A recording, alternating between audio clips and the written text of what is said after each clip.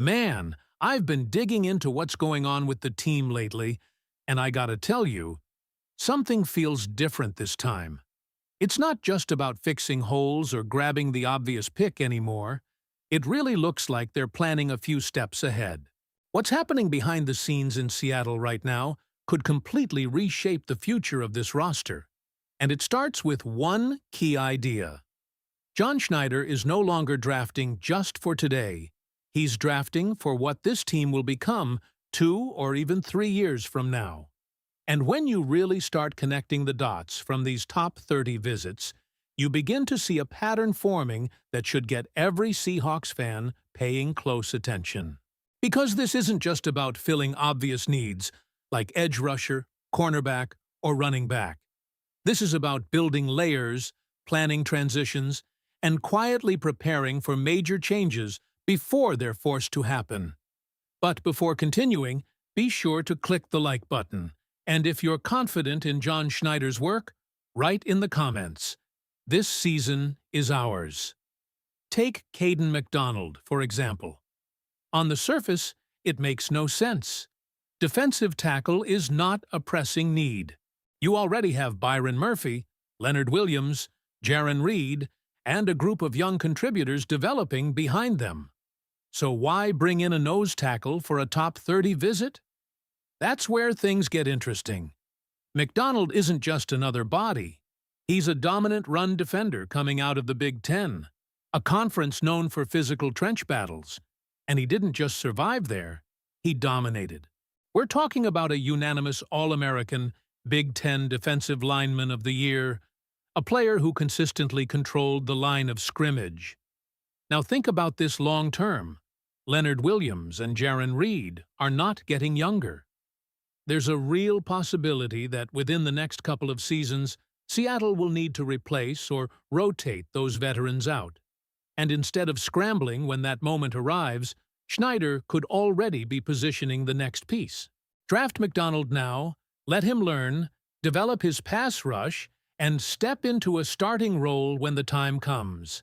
At the same time, that could free up Byron Murphy to move around the defensive line more, unlocking versatility that this defense hasn't fully tapped into yet. That's not a short-term move. That's chess. Now flip over to the edge rusher position, where the need feels much more immediate. R. Mason Thomas out of Oklahoma is one of the more intriguing names linked to Seattle. He's slightly undersized, sure, but what he brings is explosiveness, bend, and the ability to consistently pressure quarterbacks. And let's be honest, that's something this team needs more of. There's a noticeable gap in production off the edge, and while there are young players in the room, there's no guarantee they take that leap. Thomas gives you a player who has already shown he can win pass rush reps at a high level, even dealing with injuries in his most recent season. What makes this even more fascinating is how he fits or doesn't fit, depending on how you look at it. He's not the prototype for Mike Macdonald's system, but we've already seen Macdonald adapt his defense to maximize player strengths. That flexibility could turn Thomas into a much bigger impact player than people expect right now. Then there's the offensive side of the ball, where Mike Washington Jr. is starting to generate real buzz.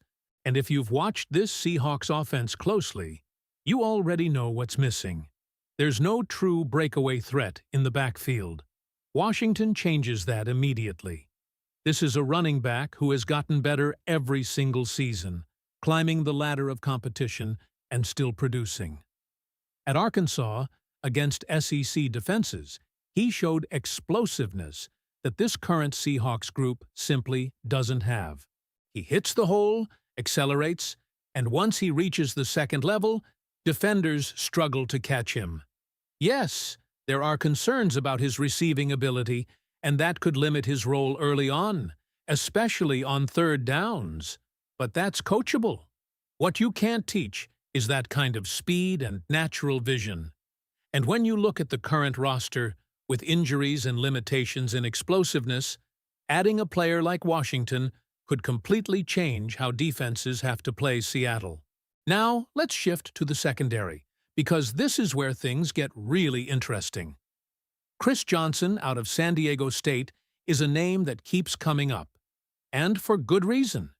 He fits a very specific need that hasn't been fully addressed. Turnovers. This defense has solid players. Devin Witherspoon is a playmaker, Julian Love is steady, and the group overall is reliable. But there isn't a true ball hawk, someone who consistently takes the ball away and flips momentum.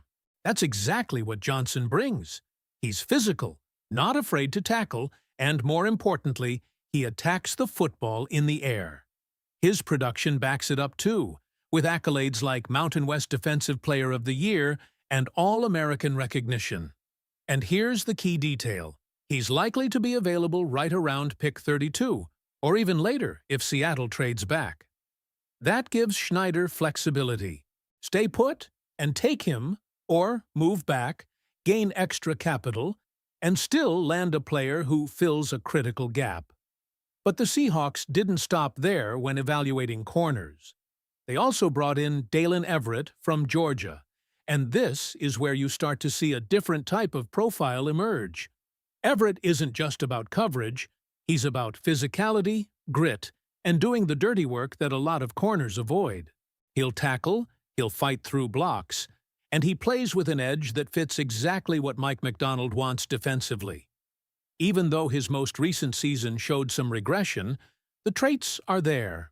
And if Seattle goes in a different direction early in the draft, Everett becomes a very logical day 2 target who could develop into a key piece of this defense. So when you step back and look at all 5 of these names together, a bigger picture starts to form. This isn't random. This is a front office exploring every layer of the roster, from immediate impact players to long-term replacements, from explosive playmakers to gritty tone setters. John Schneider isn't just reacting to needs, he's anticipating them. And that raises a bigger question about how this draft might unfold for Seattle. Are they going to prioritize immediate impact at positions like edge and corner? Or are they willing to surprise everyone and take a long-term piece like Caden McDonald, setting up the next era before the current one even ends? Because if this front office truly is thinking 2 steps ahead, the pick at 32 might not be what anyone expects. So now I want to hear from you. If you had to choose, would you rather see the Seahawks draft for immediate need or trust the long-term vision and take the best future piece available in this class?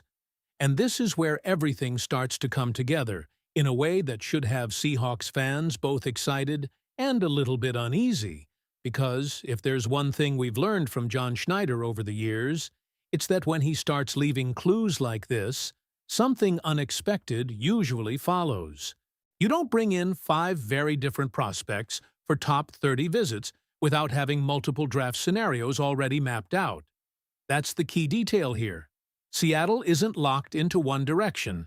They're preparing for several possibilities depending on how the board falls, and that flexibility could be the most dangerous weapon they have heading into draft night.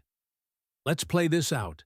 If the Seahawks stay at pick 32 and go for immediate impact, Chris Johnson feels like one of the cleanest fits.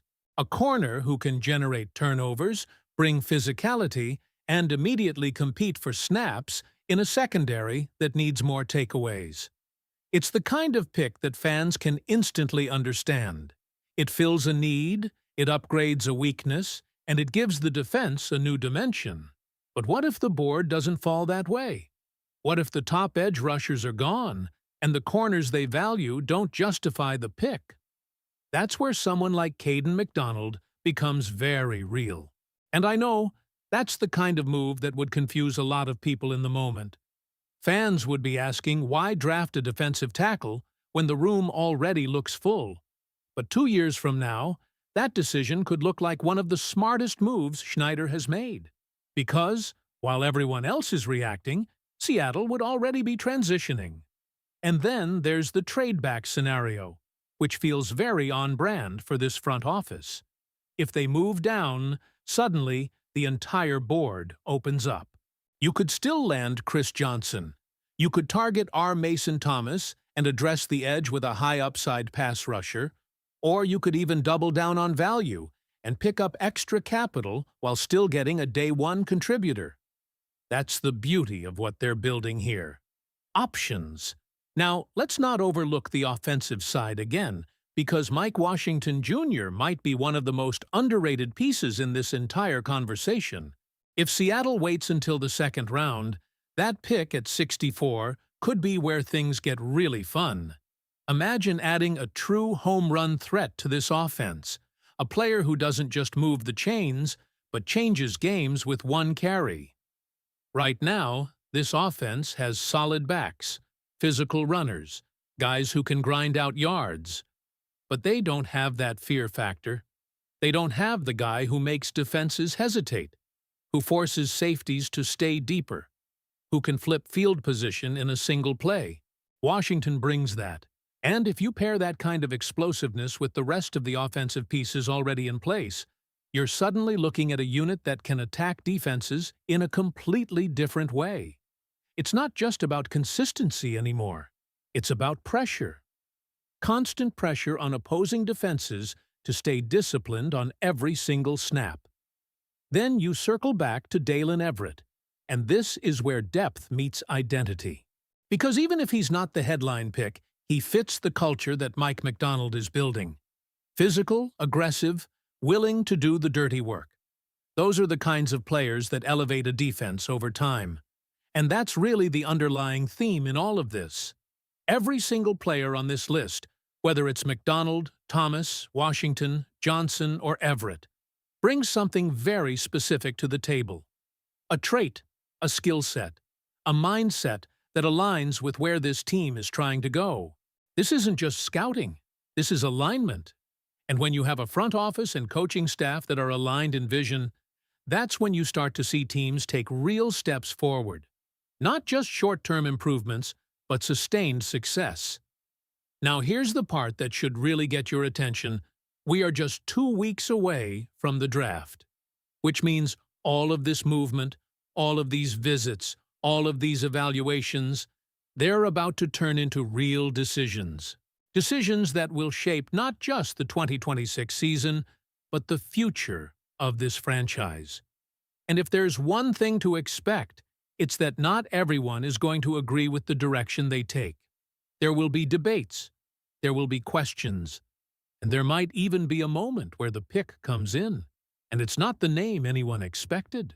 But if this front office truly is operating the way it looks like they are, thinking ahead, building layers, preparing for transitions before they happen, then that unexpected move might be exactly what this team needs. Now I want you to do 3 things. First, make sure you're subscribed so you don't miss any updates as we get closer to draft night. Second, drop a like if you're excited about the direction this team is heading. And third, click on the video that's on your screen right now, because if you want the latest Seahawks news and analysis before anyone else, this is where you're going to find it. Go Seahawks!